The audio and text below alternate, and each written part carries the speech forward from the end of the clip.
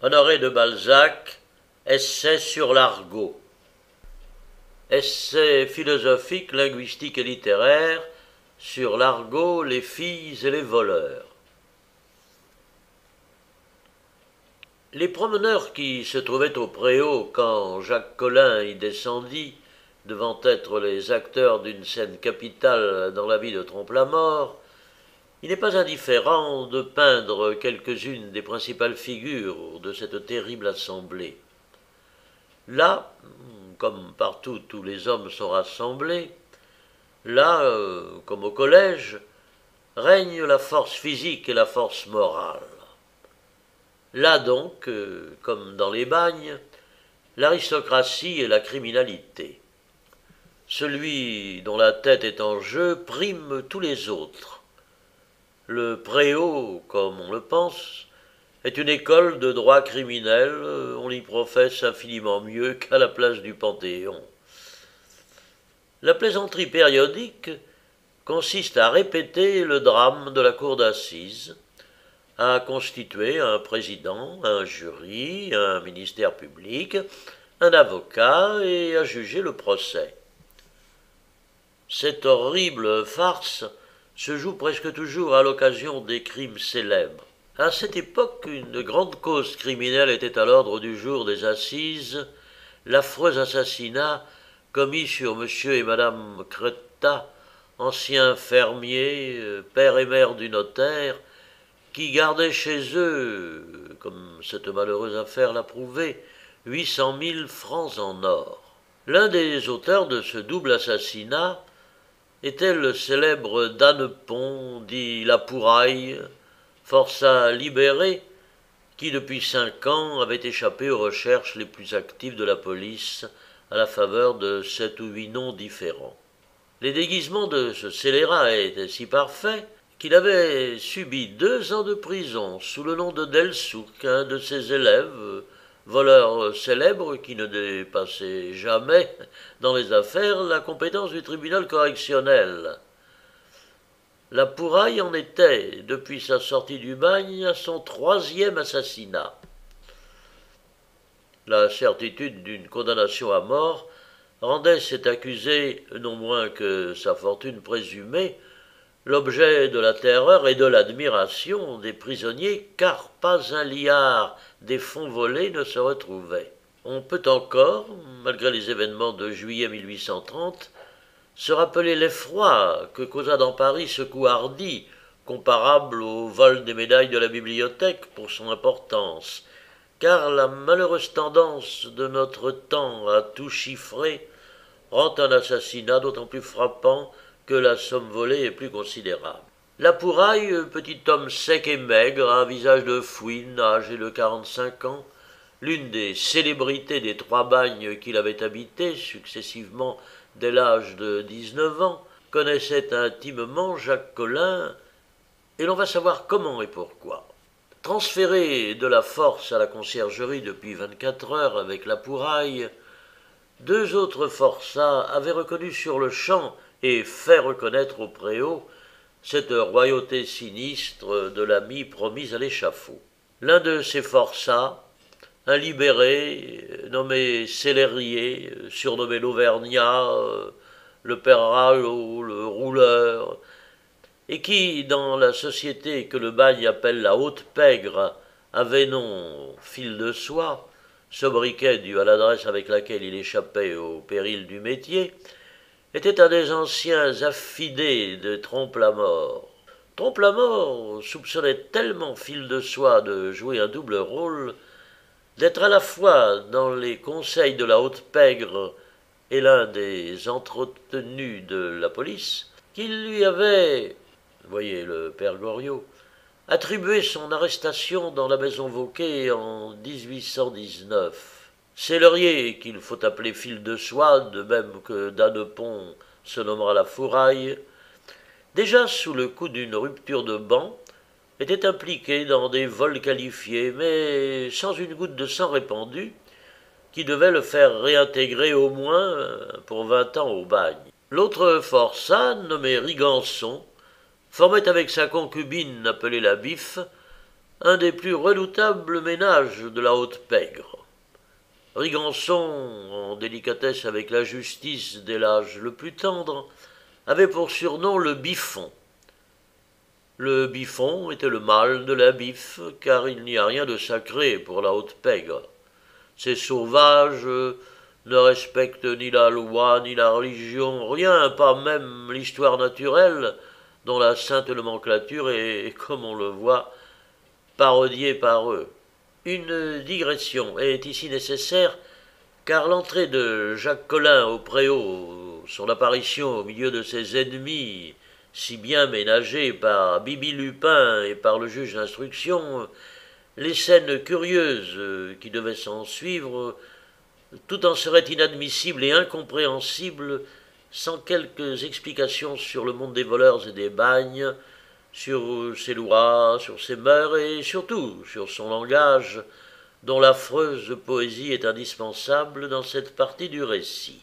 Donc, avant tout, un mot sur la langue des Grecs, des filous, des voleurs et des assassins, nommés l'argot, et que la littérature a, dans ces derniers temps, employé avec tant de succès que plus d'un mot de cet étrange vocabulaire a passé sur les lèvres roses des jeunes femmes, a retenti sous les lambris dorés, a réjoui les princes, dont plus d'un a pu s'avouer floué. Disons-le, peut-être à l'étonnement de beaucoup de gens, il n'est pas de langue plus énergique, plus colorée que celle de ce monde souterrain qui, depuis l'origine des empires à capitale, s'agite dans les caves, dans les sentines, dans le troisième dessous des sociétés, pour emprunter à l'art dramatique son expression vive et saisissante. Le monde n'est-il pas un théâtre? Le troisième dessous est la dernière cave, pratiquée sous les planches de l'opéra, pour en receler les machines, les machinistes, la rampe, les apparitions, les diables que vomit l'enfer, enfin, etc. Chaque mot de ce langage est une image brutale, ingénieuse ou terrible. Une culotte est une montante, n'expliquons pas ceci. En argot, on ne dort pas, on pionce. Remarquez avec quelle énergie ce verbe exprime le sommeil particulier, la bête traquée, fatiguée, défiante, appelée voleur, et qui, dès qu'elle est en sûreté, tombe et roule dans les abîmes d'un sommeil profond et nécessaire, sous les puissantes ailes du soupçon planant toujours sur elle. Affreux sommeil, semblable à celui de l'animal sauvage qui dort, qui ronfle et dont néanmoins les oreilles veillent doublées de prudence. Tout est farouche dans cet idiome. Les syllabes qui commencent ou qui finissent, les mots sont âpres et étonnent singulièrement. Une femme est une largue, et quelle poésie! La paille est la plume de Beauce. Le mot minuit est rendu par cette périphrase 12 plombes crosses. Ça ne donne-t-il pas le frisson? Rincer une cabriole veut dire dévaliser une chambre. Qu'est-ce que l'expression se toucher comparée à se piaucer, revêtir une autre peau? Quelle vivacité d'image!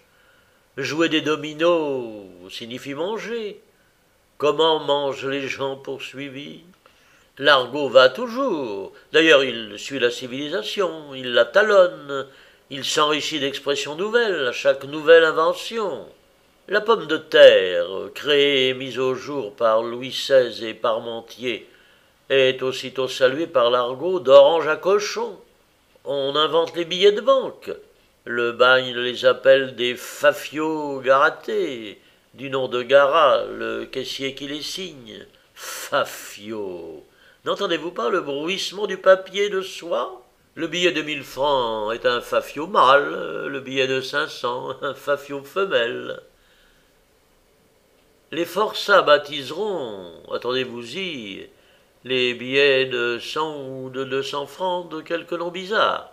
En 1790, Guillotin trouve dans l'intérêt de l'humanité la mécanique expéditive qui résout tous les problèmes soulevés par le supplice de la peine de mort.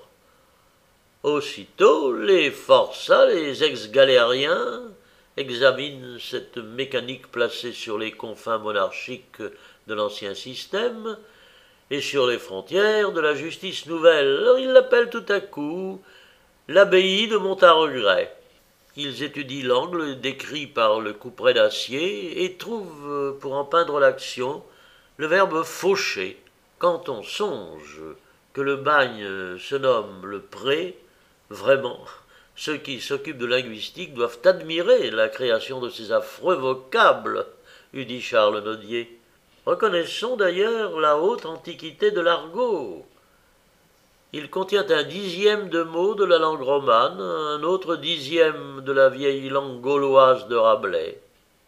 Effondré, enfoncé, ctolandré, ennuyé, cambriolé, tout ce qui se fait dans une chambre, aubert, argent, Gironde, belle, le nom d'un fleuve en Languedoc, fouillous, poche, appartiennent à la langue du XIVe et du XVe siècle. L'af pour la vie est de la plus haute antiquité. Troubler l'af a fait les affres, d'où vient le mot affreux, dont la traduction est ce qui trouble la vie, etc. 100 mots au moins de l'argot appartiennent à la langue de Panurge, qui dans l'œuvre rabelaisienne symbolise le peuple, car ce nom est composé de 2 mots grecs qui veulent dire celui qui fait tout. La science change la face de la civilisation par le chemin de fer. L'argot l'a déjà nommé le roulant vif. Le nom de la tête, quand elle est encore sur leurs épaules, la Sorbonne, indique la source antique de cette langue dont il est question dans les romanciers les plus anciens, comme Cervantes, comme les Nouveliers italiens et l'Arétin. De tout temps, en effet, la fille, héroïne de tant de vieux romans, fut la protectrice, la compagne, la consolation du grec, du voleur, du tire-laine, du filou, de l'escroc. La prostitution et le vol sont 2 protestations vivantes, mâles et femelles, de l'état naturel contre l'état social. Aussi, les philosophes, les novateurs actuels, les humanitaires, qui ont pour queue les communistes et les fourriéristes, arrivent-ils sans s'en douter à ces 2 conclusions, la prostitution et le vol.